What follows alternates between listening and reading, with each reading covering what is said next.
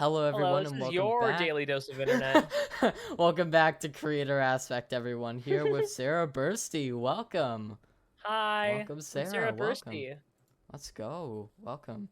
Well, otherwise known as Yay. Burssty on YouTube, but my biggest account is called Sarah Burssty, so until my YouTube overtakes my Twitter, I will be Sarah Burssty and not just Burssty. Of course, of course.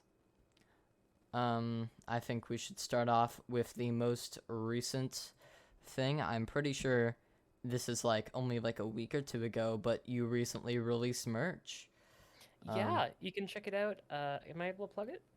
yeah, definitely. Yes. Sure.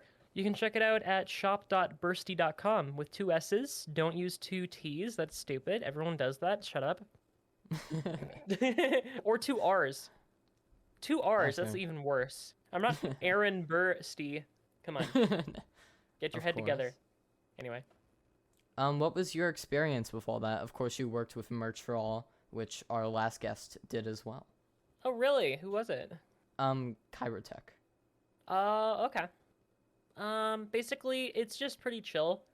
That's all. Nice. I can't really go too much into the specifics, but there really wasn't any, legality or, legalese or anything. It was mostly just an agreement that we made for royalties and stuff like that. Plus, like in terms of profits. I mean, not the designs themselves. I basically own all my designs. Nice. Who actually ended up designing it for you? Because it looks really Ebony good. Nice, yeah. on Twitter. I've definitely seen some YouTube merch that Uh, is good and some that is yeah. eh. But your YouTube Here, merch actually is designed very well. So I'll put their link in podcast chat. They're the one who designed it. nice, yeah. Very good. Tons of really good work ethic. Very preemptive with things. Like just kind of gets on things and is uh, basically communicated directly with the people uploading the designs to the sites. So that was good. Mhm. You are mainly a Minecraft content creator. How did you originally get into content creation and making Minecraft content? Honestly, it pretty much started because I just really liked Minecraft content creators. I mean, I've been experimenting with content since at least 2013. I'd Nice. say my official Minecraft videos only really started in the past 2 years. Those are the only videos that I would consider, in a sense, watchable. But my experience with knowing Minecraft content creators and wanting to be in their space has persisted for a very long time ever since Nice. I pretty much started Minecraft. I mean, I started playing Minecraft because of content creators.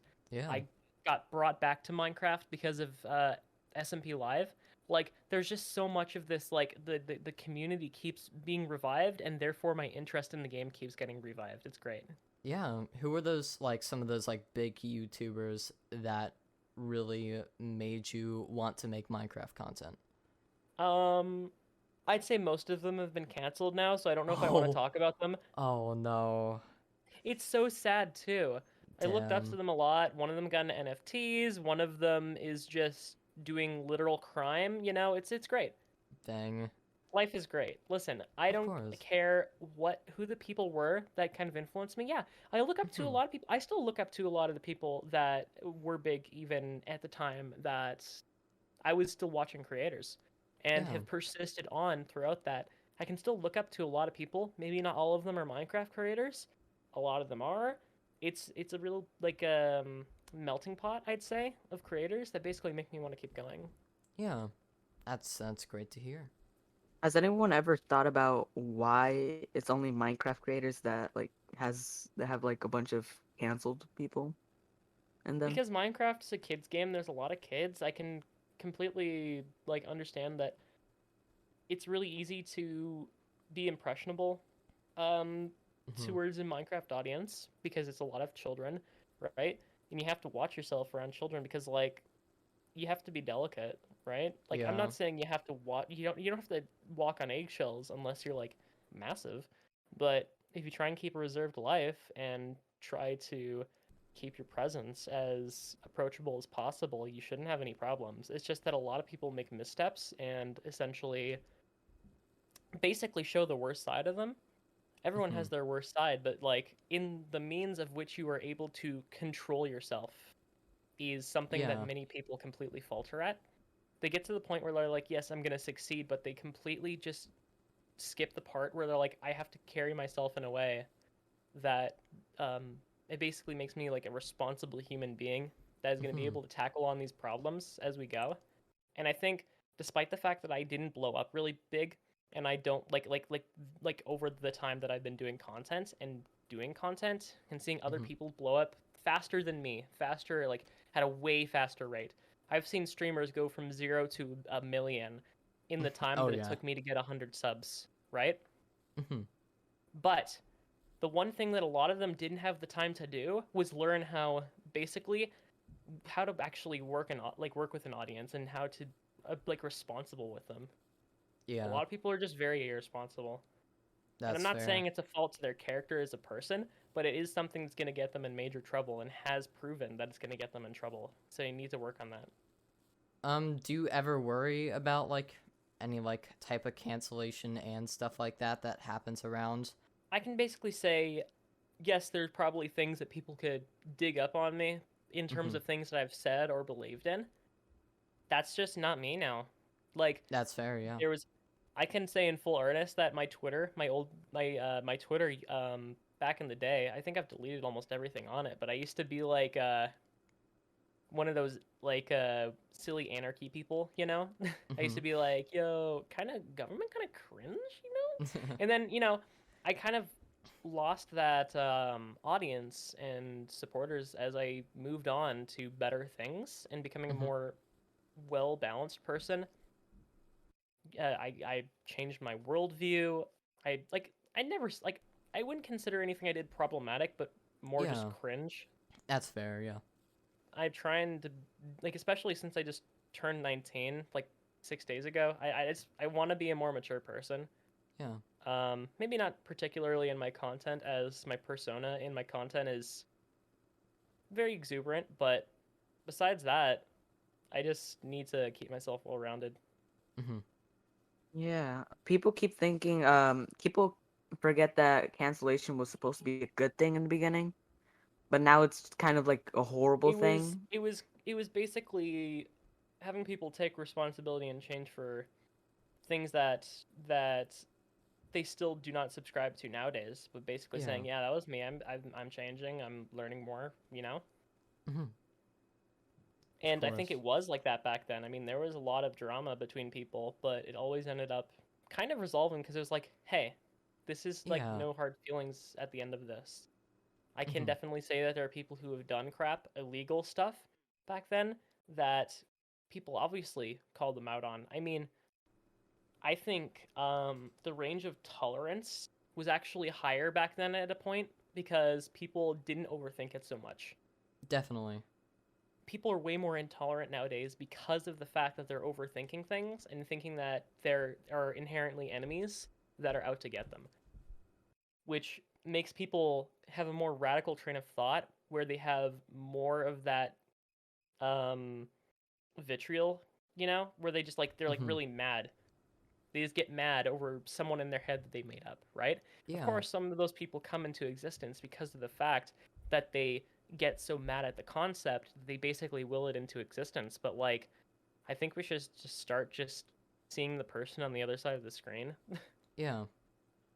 Do you Definitely. think cancel culture will go back to what it used to be, or will it just like continue being I just think hating Gen someone? Gen Z and Gen Alpha are inevitably going to grow up. Mhm. We need to dissuade that behavior in the future, you know? Yeah. Definitely. I'm all for holding like people in Holding people accountable, yes, definitely holding people accountable in especially if they're positions. in power. Yeah, like if with power and influence. I'm definitely all for that, but like what Yeah. I have I seen mean, there's sometimes people Mhm. who've done crap like manipulate fans Oh yeah. or like extract like get people to do things for them that typically they would not um like that they would not get complimentarily, Mhm. like just taking advantage of their platform in order to gain perks and benefits, and I don't appreciate that personally. Yeah. 100%. In And fact, in fact, I think mhm. that actually means that you should be more responsible with the people that you work with because you have the flexibility and freedom to not just have people work as your volunteers. I'm not quite at that point yet of power where I can be like, I don't want people to be my volunteers anymore. I want people to work with me and for me, right? Mhm. Yeah. I'm not sure if I have gotten to that point, but I can definitely say from my perspective, yes, it is starting to feel a lot like people want to do stuff for me. And I won't let that happen unless it's just something that they're doing for fun, then sure, whatever. Yeah. But I'm not going to make them do things for me. Yeah, definitely. Anyways, on another note, more related with like kind of Minecraft content in general. Yeah. Do you think you'll like keep doing Minecraft content for like the future? I think I will start to expand out into other things once I get the boost in order to do it. Yeah. Mm-hmm. I have kind of, I don't know, because I did for grade 12, I did a little VFX like a film project, and I was like, wow, this is really fun, right? So I don't know, I Mm-hmm. want to expand into that Yeah. under the guise of being like a YouTuber, you know? Mm-hmm. I want to be able to do some fun projects, but the only way I'm going to be able to do these fun projects is if I get myself up and running on Minecraft. I mean, my Minecraft content making skills definitely supersede anything else at the moment, so Mm-hmm. I'm just going to do what I do best. Nice, nice. Yeah, I've like over the past few episodes, I think we've like seen a lot of different stances on like Minecraft content in general. Of course, Hmm. Kyrotech last episode was someone who did Minecraft content and then ended up moving away with like music and like other things and Very focusing on that difficult thing to instead. get into, Yeah. especially Um since you're abandoning one of the most like quickest growing video game. yeah. I'd consider it an industry.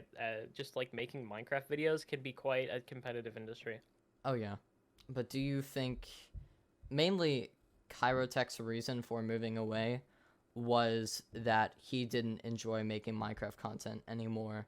Do you Mm. think at some point you may get to that point where you don't like Um, want to make Minecraft content? well, the thing is, I had that burnout. I had that burnout for a year and a half, 2 years, maybe even 3 years. I was playing other games than Minecraft, and then I came Mm-hmm. back because here's the thing: you gotta go in depth with Minecraft content. Just doing Let's Play or gaming content that's Yeah. like just the same as everyone else. That's not gonna obviously it's not gonna get your creative spark going, and it's not gonna make people want to watch you, right? You gotta Mm-hmm. do something new, or do something that's already been done, but in your own way that is interesting to other people. I mean, the one thing that I pride myself on with my videos, I do SMP videos, but the one thing that kind of sets me apart, I would say, is the way that I do the SMP videos. Yes, I Mm-hmm. take a page out of other people's videos in terms of pacing, but that's just temporary until I work my own pace out. Yeah. I've been trying to include my own little personal touches and try and let them take over, and hopefully I can let that happen soon. Do you think those like personal touches and stuff has like made a big difference in your content and in your growth as a creator? Um, I would say that it helps me grow a more personal audience. I mean, I have a lot Mm-hmm. of people on my Discord server that I see that are like they kind of know me as a person now, right? And Yeah. it's cool to see from my perspective people enjoying me for me as well. And I Mm-hmm. think that's a good sign because if people start to enjoy you for yourself and not just for the things that you make, you begin a foundation that Oh yeah. keeps you going, Yeah. sustains Definitely. you, right? Mm-hmm. Having that support, you know, it is groundbreaking to have that form of support. Mm-hmm. Yeah, definitely. Whenever I made the move away from Minecraft content over to Variety around, I think, like 9 months ago, almost a year ago at this point, I was definitely How's that worried. baby going? It's going well. I don't think I've streamed Minecraft since like November or so, but it's definitely it's been a while since I've done that. Mainly what I was worried Congrats. about was like I wanted people to enjoy my content because of me and not because I was playing Minecraft. I feel I like that was consider. very Hmm, important to the Switch. I think variety is really hard. I commend you for trying to do Hmm. variety, but I can also see like I've seen people leave for variety and they just sometimes tank. I don't know if it's uh different. It's obviously different for everyone. Moving from Yeah. something to variety. I mean, if you have like a decent fan base, you can pretty much do anything, including variety, and people watch you. Mhm. But I would say variety is super hard because it is the most saturated genre. Oh. I would consider variety a genre, and it is super, super like. There's too many people doing it. Like, I wouldn't say that you Really? can't get into variety. Yeah, there are so many variety creators. There's people that do literally that try like. None Yeah. of them blow up though. Hmm. That's why you only see a few variety creators, but then there's so many that are behind the scenes, like the smaller variety creators that you just never find out about, right? Dang. It's so Mhm. hard to get into. And Wow. especially since many of them just do kind of chill streams and let's plays and stuff like that, which I'd say on its own, unless you have a very, very interesting personality. I mean, Mhm. like, one of the only variety creators I can think of recently that blew up because of something was, I think, I Show Speed, and that was because of a very, very specific gag that he did in a very, very specific game, and now he's known for that game. So even if you're like a Mhm. variety creator, you may only get noticed for one game, and then you'll have to Mhm. keep doing it. Yeah. Wow. That is, I think, a very different perspective from what I've heard from everyone else we've interviewed. Usually, like, Minecraft is more described as an oversaturated genre. What are your like Mm, thoughts you see, the on difference that? is Minecraft has very clearly defined subgenres. Some of them are saturated, some of them are Mhm. not. I'd say the closest line between Minecraft and variety content creators is the chill streaming, the let's playing on servers, the stuff like that, where it's just Mhm. like it doesn't have a specific guide to it. It's like it's not being driven by anything. There's Yeah. much Minecraft content that just has no actual point to it. Mhm. Whereas if you look at videos in the SMP genre, it is very, very purpose driven, right? And it's Gotcha. also, I would say the creators in it, it's not saturated in the sense that there aren't a lot of people trying to do it, but there are not a lot of people properly executing it. And you just need to be one of the people who are executing it properly and you can get into it. That's how I got one of my videos to get like 90,000 something views. Oh. Like, you just need to execute it properly and then you need to go from there. I mean, I didn't even think that video was going to do anything. And then it kind of Mhm. did. And I was looking at it and I looked at my watch time and I was like, it's 51%. A single Wow. percent. Every single other one of my videos that had no purpose or target to it before the SMP videos, they all had watch times of like 33, 25%, 40%. But I think 50% is the magic number, personally. Oh. That means that a majority of people have taken the time to watch over half of your video. That's something that basically says there is a point to watching the video, and people Yeah. want to keep watching for that point. But if you're doing a typical. Here's the one thing that I don't like. People think that subtitles make the video. I removed my subtitles and my videos did better. Because Wow. the editing style of like Tommy Innit subtitles, everyone executes it poorly or executes it in a way that just makes them appear like they're trying to copy the style. I don't think it is a viable style for anyone besides Tommy Innit. Like, I get Mhm. the idea of using subtitles. However, you should not use them unless you absolutely need people to understand what someone's saying and there's no like drive to a scene, so you need a little bit of a visual element. Besides that, I would never use subtitles anymore. Mhm. I don't think it's worth it because you need to see the visual Yeah. action. Your eyes dart back and forth from the text to the content if not executed properly, if it's not the right size, if it doesn't have the right like font weight, if it doesn't have the right like stroke effect on it, if it doesn't have the right shadow, Yeah. it just becomes distracting instead of actually like a visual guide to like Mhm. help you with a video or an accessibility from an accessibility standpoint. I'd say a lot of it can also help indicate tone. So a lot of the text animators on those videos do effects to the text, like making it shake, making it move in certain ways. That's all such a complex thing that people turn into a bulk action. And I even fell into that too. I tried to figure out the most efficient way to do gaming subtitles. I found that, Yeah. but I'm not telling anyone because I don't want them to fall into that trap. I can automate gaming subtitles now, but Mhm. I will never do it. Dang. You have the magic secret, but you're not telling anyone. Because they should not do it. Mm, I personally believe they should not do it. Can't yeah. you tell when someone's using it? Because a lot of the words aren't like No, correct. It's like very. those are people who are bad at spelling. They are all doing it manually and they're just bad Oh, at is it. it? Because I No, see they're a bunch of awful at like spelling. No, shorts and I know some subtitlers. They do not use automatic voice recognition. They are just legitimately that bad at spelling. Yeah. This They is don't like take a second look at it. They just do it and pop it out, boom, done. That's the thing.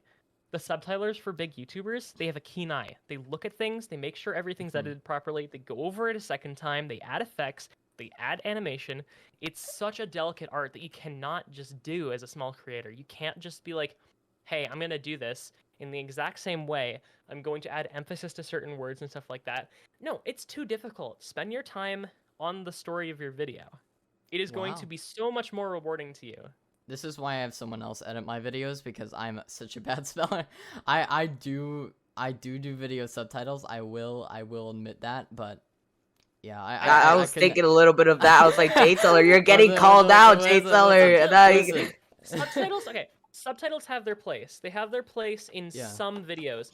I would argue they have their place when it comes to you know those videos that are like Discord calls where they like share stuff with each other and they just laugh and joke around and stuff like that, Mhm. or like React videos and stuff like that where it's like a bunch of people together in like a call and they're doing something together.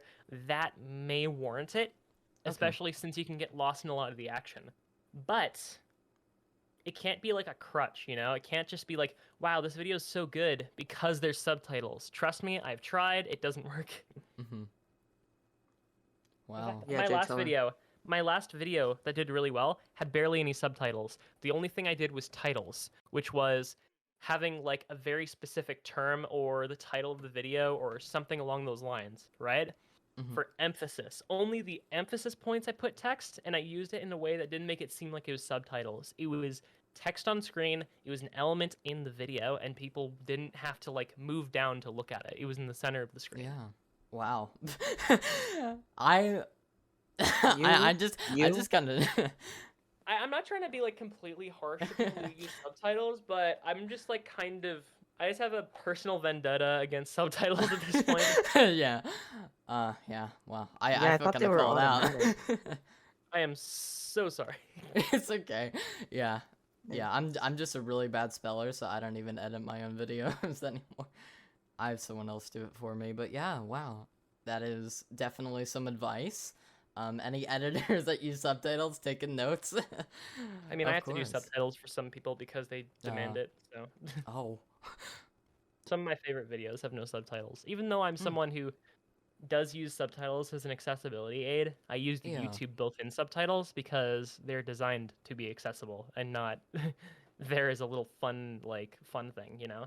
Yeah. Yeah, So there's I prefer real subtitles over baked-in subtitles personally, yeah, there's been especially with times I audio just like processing issues and stuff.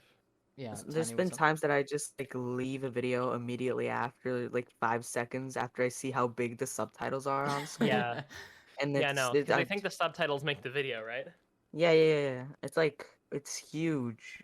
Yep. Well, some interesting Dropping perspectives, of knowledge. course. Drop in knowledge. All right. Yeah, editors take notes. You do sound like very, very experienced with like editing and stuff. How did you start out as an editor and like learn all of this? Man, that's a loaded question. Wow. Cuz like I don't know. Oh. I don't know when or why I started, but I started and now I'm here.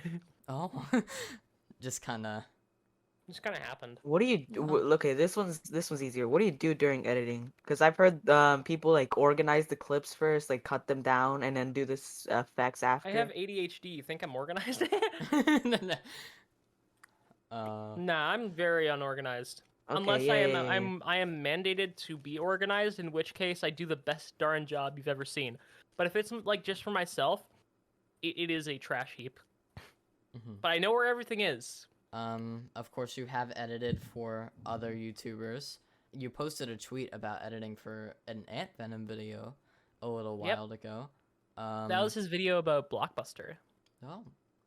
Yeah. The How you did can make movies in Minecraft Yeah. video. In fact, I think I even did the thumbnail for it. Oh.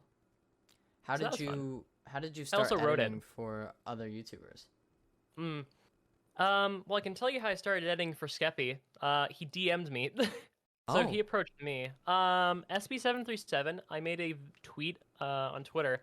It was like a video, hashtag hire Burssty, and it was like a little thing, got like 2,000 likes or something like that. Oh. And that's where SB737, he DM'd me about working on his hardcore series. Wow. And that's how that happened. He's pretty chill. Oh, I In didn't fact- know you edited for Skeppy. Yeah, I did I've been doing it for a little bit. I don't do every video. Obviously, he has a big team of editors, and I haven't been doing videos for him for about a week, but maybe that'll change. Nice. Has he even been posting I'm not quite sure. recently? I don't remember Skeppy a lot. Fair enough.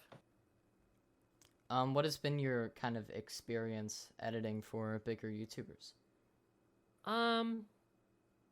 It's been very interesting seeing the person behind the channel, Oh. and I hope to see it more because it's just very eye-opening. Of They're just course. people. They're nothing. Sometimes they're nothing like they are on screen. Sometimes they are exactly like they are on screen. You know, it's a case by case basis, and it's very cool seeing who is who. You know, like who Wow.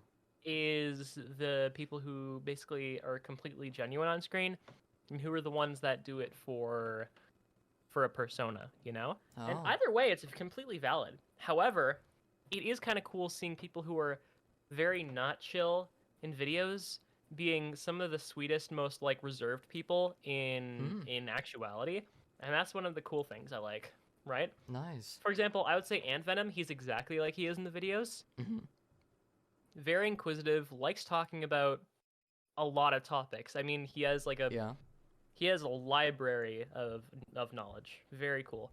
I'd say Skeppy is very similar, albeit probably less loud. He's generally actually very chill. SB, exactly the same as he is in the videos. He's very like purpose driven. He's course. also like chill, just like he is in the videos. Yeah. Generally pleasant, you know. Like most people are really nice. Nice. Unless like, here's the thing: I've talked to a lot of creators I don't work for, and they can sometimes be very stuck up Oh. behind the scenes.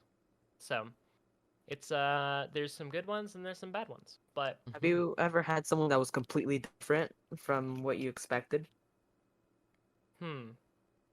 there's someone who is does text to speech on his videos, but when I talk to him in a voice chat, he just talks like a person. I've heard his voice, but he's like a text to speech YouTuber, but I've heard his voice. I won't tell Very you who, nice. but it's very funny. Yeah. Of course. Of course. Is editing something you do want to do as a career in the future? No, Oh. I want to be the creator. Oh. Yeah, I want to manage everything. I mean, I obviously want to edit my own videos. I want to Yeah. have executive control over that.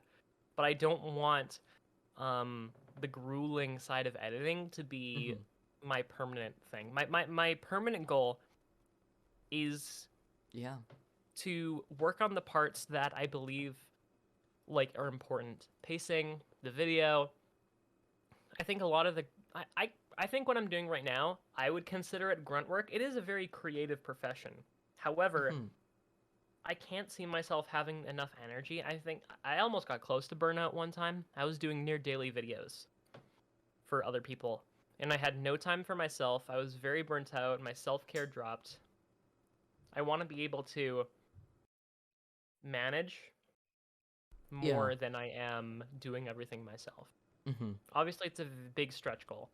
However, it would be my main goal to actually have. Of course. I don't know, 5-10 years down the road. I don't know when Yeah. it would happen or if it would happen, but it's what I'd want.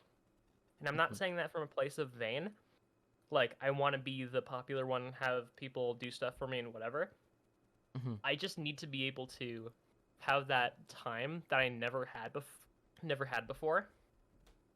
So I can, I don't know, I feel like a lot of my individuality and the ability to have self-determination became missing over the past while, not because of the videos exactly, but because of the fact that my time was starting to kind of drift out of my hands. I didn't have Yeah. enough time to be with my family, to do things that I'd want to do, stuff that makes me feel better, making stuff, doing things that just generally improve my work ethic and my experience, right? Yeah, I just kind of want to definitely. reclaim that time back. Yeah, So that'd of be cool. course.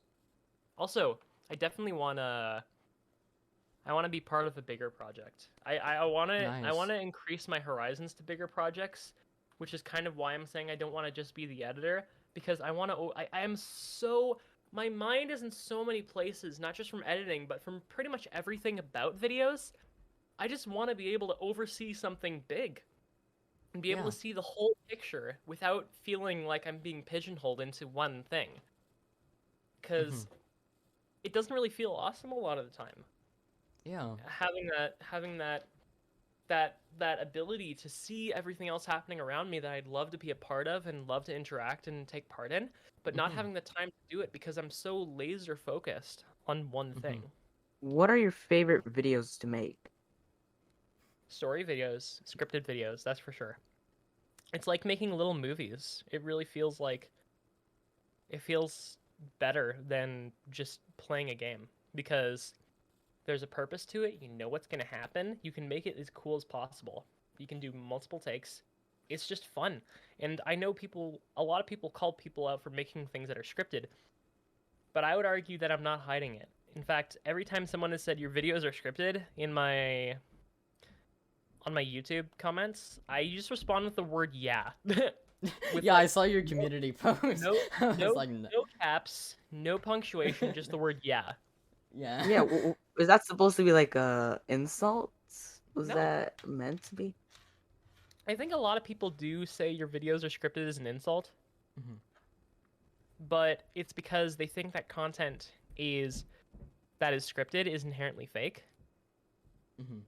And since it's not an organic gameplay that they can't just enjoy it and sit back.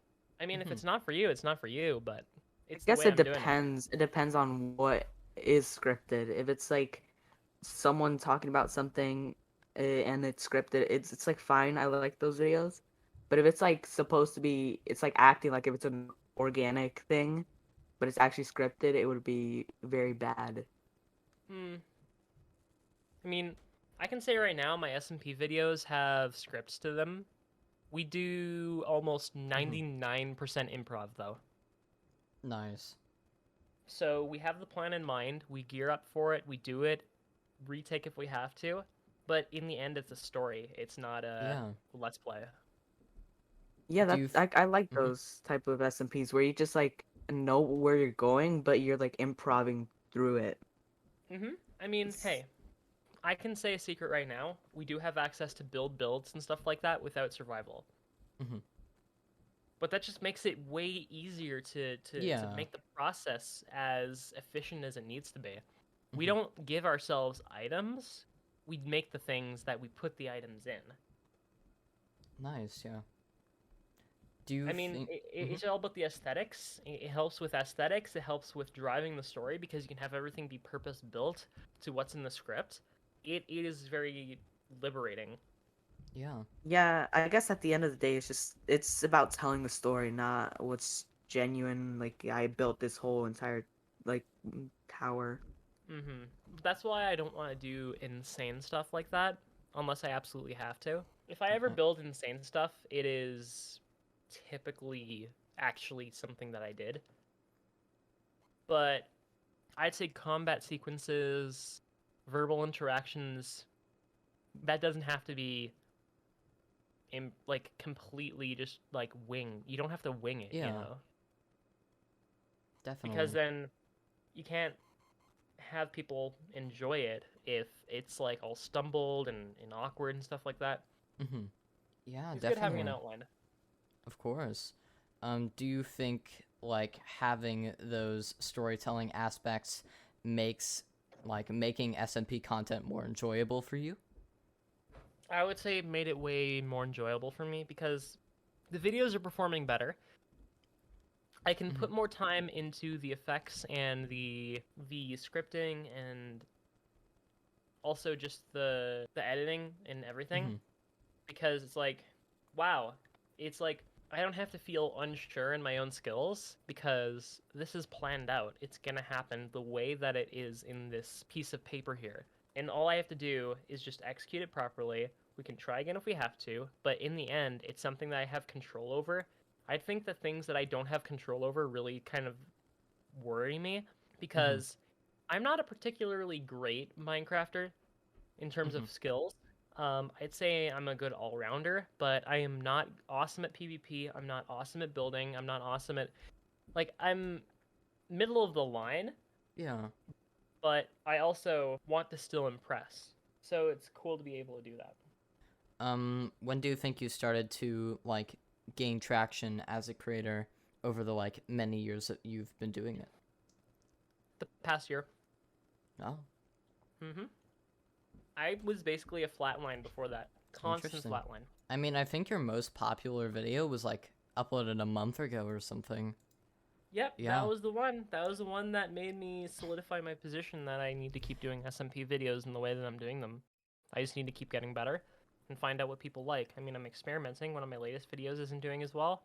I can rethink it. I can look back to what I did before and take Yeah, a different approach to that definitely. I mean, instead of repeating my mistakes. yeah. I mean, out of the four out of the five like most popular videos on your channel have been uploaded in the past 3 months. Do you think you are able to continue? I really want to. I can tell Yeah. you that much. I really want to, Yeah. and I want to keep it up. I mean, I am actually assembling people to help write things with me now. Nice. I'm taking this seriously. I want to have outside input into this instead of just me winging it.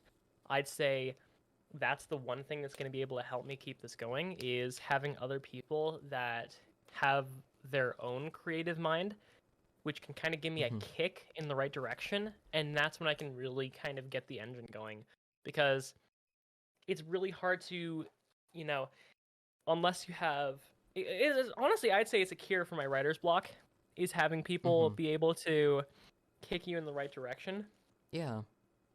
because without that like you can just sit there for hours and then put out something subpar Mhm.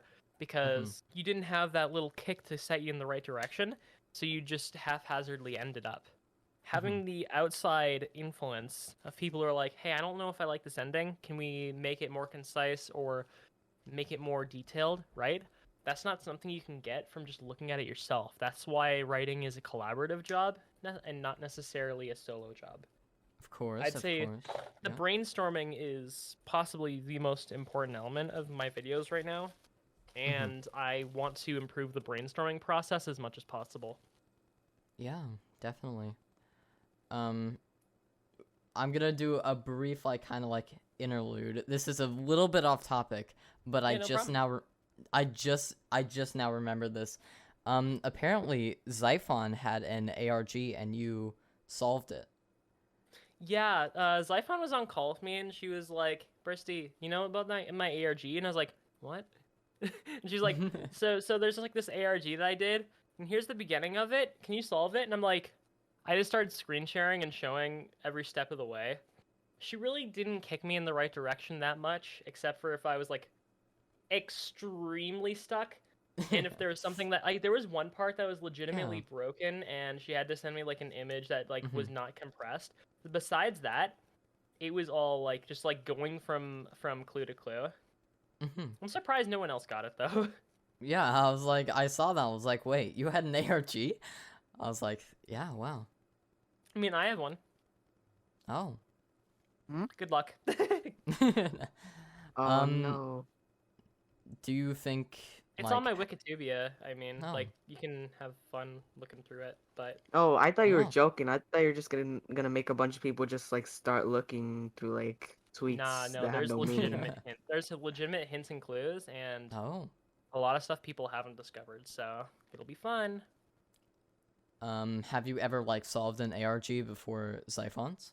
No, but I was very interested in ARGs. In fact, Mhm. I watched a video about the editor Wilbur ARG for Jack Sucks at Life, and that was just like really No. inspiring. Yeah. I'm not doing like I mean I took a more cipher focused approach than Yeah. story focused. Um, but I do want to implement story, and Nice. there is something that I've been working on that people might take notice in. So that'll be cool. Of course. Well, yeah. I think that having little like places that people can like hunt and look for stuff, it's more engaging. It Yeah. makes it more fun. It makes the viewer more engaged. It Definitely. keeps them wanting more because they want to find the next thing, like, and they get excited over it. Yeah. Well. Anyways, back on content. Yeah, sorry. Mhm. I remember she tweeted that out the other day. I was like, "Oh yeah, I wanted to mention that." But yeah, definitely. I mean, hey, Zyphon's my friend. Yeah. So it's not like it wasn't like I solved this random creator's like ARG thing, Yeah. Of course, of course. So, yeah. Could consider it cheating, might not consider it cheating. Who knows? Yeah. But yeah. Definitely. It's not like I got a prize. I've seen you have made some short form content. Our last guest was very, very adamant on not not liking short form content. Oh But yeah, no, yeah, I tried short form content and it didn't work for me. So interesting. I'm on the same bandwagon that Wow. I'm not down to keep doing short form. Yeah, I saw you made like one or two, but I wasn't like sure what your stance on what like was on that. My But stance is that if you're able to do it, you can do it, but I Yeah. consider it very unrewarding. I consider it Mhm. like very low revenue for what you like the effort that you put into it. yeah, I don't think it's worth doing. I remember a video. It was like a short video about you like lying about McDonald's doing something and giving you a sandwich. Oh, that was so funny. What happened? What do you mean? What happened? I debated Twitter. So of course. Yeah, what I is don't there know to what's say? I don't know what either Yeah, of you it were was talking about, but I'm yeah, so it was apparently it was like McDonald's told you to get like 5,000 likes on a post and they would give you a free like hamburger. Yeah. And it just wasn't true at all. And you had Mhm. like this whole machine that would like print out things Print labels. and print labels and it was like all It's not a planned. battery, but it's right next to me. Why do you have that? It was I bought it for like $20 on Amazon. I was like, label printer. I like labels. I want to make a label. it does sound cool. Yep, labels are fun. And you can fake McDonald's It was so bad too. I can't believe people thought it was real. Well, yeah, I don't I don't know what either of you are talking about, but I'm I assuming literally put something zero funny happened. effort. I believed it before because you revealed it at the end of the video and I believed it. McDonald's Germany did steal my NFT though. Not an actual NFT, but like a pixel art that looked like an NFT. And I still hate them for it. What was the NFT? It was a pixel art of the Twitter bird that I made as a joke. And then the McDonald's company took it from me and then put a badly photoshopped McDonald's bag in its mouth and then reposted it without any credit. Oh. I was so furious. Do you think they just searched up like Twitter NFT on Google and then got that? He was on the same thread, so they probably scrolled down, saw my thing, copy, paste, boom. So are you gonna sue them now? I don't know if I can sue someone in a different country. If you use McDonald's Canada, legal action abound, baby. But yeah, Of course. Okay, and yeah, I don't know what you either of you were talking about, but I'm assuming something funny happened. So yeah, that's cool. Something funny. So some like different like Minecraft Shorts creators that I have talked to before have said that like probably like one of the only real ways to grow making Minecraft content is through like YouTube Shorts and TikToks. Would you agree with that? Or That's disagree? really narrow-minded because Dang. I think it's narrow-minded because is basically reducing content to a single format. I have gotten more attention on long form videos than I've ever gotten from short form videos. Mhm. What is their like take on that? Do they think that it's just luck or a fluke or something like that? Because I don't think short form content is anything except for a fluke either. In fact, I think it's Oh. even more luck based than long form content. Because long form content requires that you watch something for as much time as possible and then interact with it, and then you get positive viewer interactions that result in a better performance of the video. When it comes to shorts, it's like the algorithm rolls like a d20 and is like roll for strength, and then if it's like a 20, it like gives the video views, and if it's literally any other number, it doesn't. Like it feels more like RNG than anything else. Yeah. Yeah, that's weird. I thought you were gonna go It's to the more like. and especially I think it's more about it's less about quality and more about like quantity. Mhm.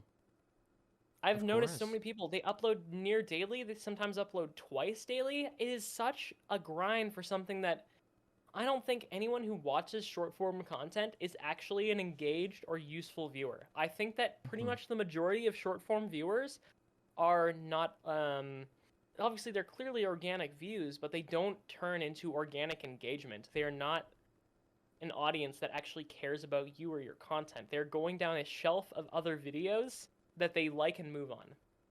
Mhm. There's absolutely no it takes away the human element of content. Yeah.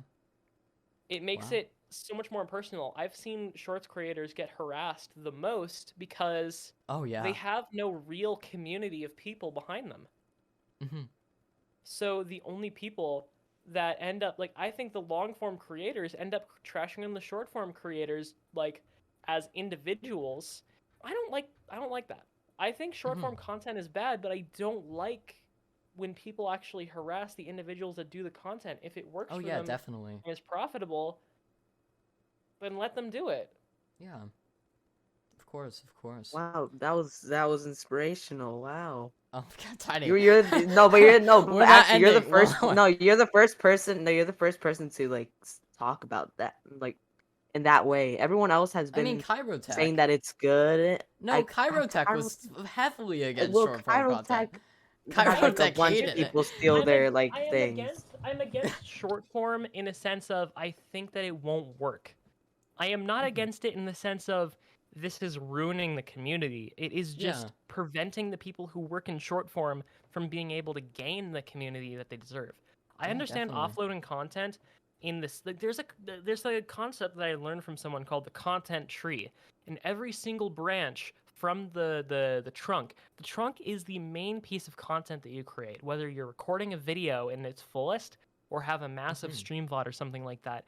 You branch out from that trunk and make other content out of that content, whether it be teasing the video or making short form out of the long form. That's the one thing that makes short form good, is taking something Yeah. that was long form and then compressing it down, make it a digestible format, use it Of in order course. to push your long form content. Yeah. That's the one use of it that I can say, do it. Mhm. Don't be the short form creator, but not long form at all. Of Because course.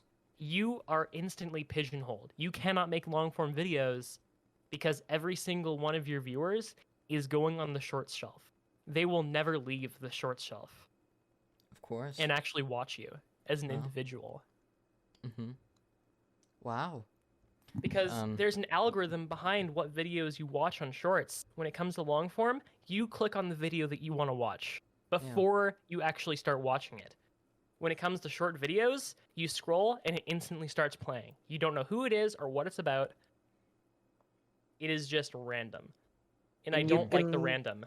like scroll past it as well as like scrolling into it. It's just Mm-hmm. as fast. You're just Mm-hmm. gone immediately. I don't want to see a world where you can't pick the only video that you want to watch. Mhm.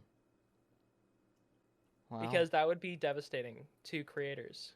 Of course. Because it takes away one element of interaction that makes you succeed. Mhm. It just removes the ability.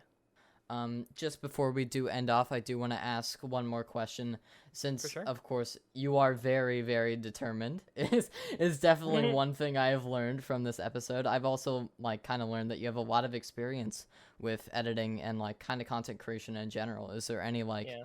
advice you would like to give to newer content creators or newer editors that could kind of help them? Yeah. Don't start fancy. Start with cutting videos and start with maybe voicing over things, maybe work on a little bit of B-roll, do some experimentation. Don't expect it to succeed. Don't expect yourself to become anywhere near good within even 4 years. It took me 6 years of using Adobe programs to get to where I am now, where I can feel comfortable workshopping and messing around in a program. Of course. Learn the program, learn where your faults are. It took me a while to figure out where my faults were, because Yeah. I was a very persistent individual, and even nowadays I'm persistent, but there became a problem where I was so persistent that I didn't see the faults in my own work, Yeah. and I didn't learn from them until recently when I was like, looking back, I think I need to work on something. I need to work on this, or I need to first, I'd say, take inspiration from other people first before you develop your own, because you get this basis that you can then expand out from. Don't choose something that's too overused. I'd say look at a certain creator and think, how can I replicate the feel of their videos? But then don't do that. Just use the skills that you just learned in order to do what they were doing, but then just use it for something completely different. Yeah. Like, for example, I learned a chromatic aberration effect that Tommy Innit used. He actually replied to me on Twitter. He's like, hey, this is the Red Giant Universe chromatic aberration, right? And I was like, cool. So I started using it in the exact same way that he did, but then I was like, no, I can do different things with this. I can use it as an actual visual aid to depict confusion or disorientation, right? Yeah. And I started using it for that instead. And I think it became like, learn something from someone else, but then don't use it for the same reason they're using it. Right? Definitely. I learned so many skills and random tips and tricks from so many different walks of life, and initially practiced using the same type of thing that they used it for, but then I found the myriad of uses that it could be used for other things. So when you learn something, figure out what you can do with it. Like, take it to different places, try and use it for other things.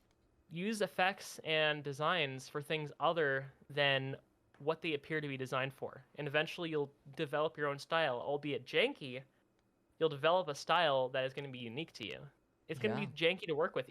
Everything's going to feel janky at first. Everything is literally the most jankiest thing ever until you're like adept at not making it janky. But embrace the jank, you know? Of course. And I'm nowhere near professional, but I guarantee you a professional also deals with janky software on the daily and has to embrace the jank as well and work around it. There is no editing software that is completely free of faults and problems. So, learn those problems, learn how to circumvent them, and then you're good. Yeah. Thank you I don't know everyone what for it's- watching. Subscribe. Thank you everyone for watching Subscribe. another episode of Creator Aspect. Thank you. Thank Sub you. to Jteller. Thank you, ignore Sarah, Tiny. for coming. Oh, thank I'm you, joking. Sarah, for coming on the podcast. Very All right. much appreciate it. Yeah. Yeah. It was a great time. Anyways, Yeah. thank you everyone for watching, and we'll be back next week with another episode. All right. See ya.